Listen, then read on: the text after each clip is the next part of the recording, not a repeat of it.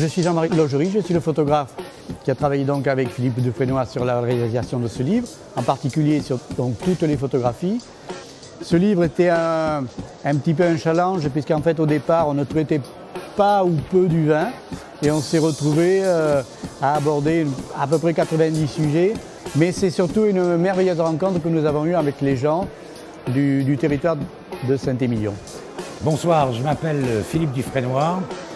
Je présente ce soir un livre sur Saint-Émilion, un livre qui est d'un concept un petit peu différent de ce qu'on fait d'habitude.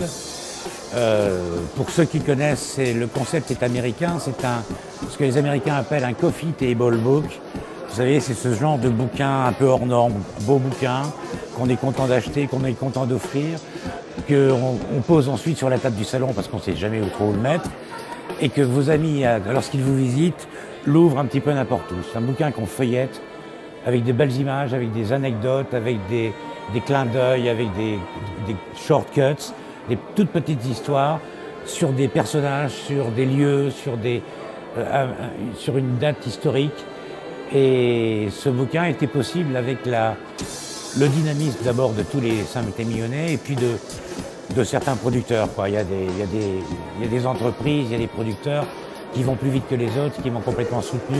Je pense à Hervé Lavial, à Fromen, il y a aussi deux, trois grands châteaux de renom. Il y a les 2 grands hôtels de Saint-Émilion sont avec moi. C'est pas de la vente de tourisme de manière brutale, c'est plus insidieux que ça, c'est donner envie de venir à Saint-Émilion. Voilà, si lorsque vous avez feuilleté le livre, vous avez envie de venir, j'ai gagné.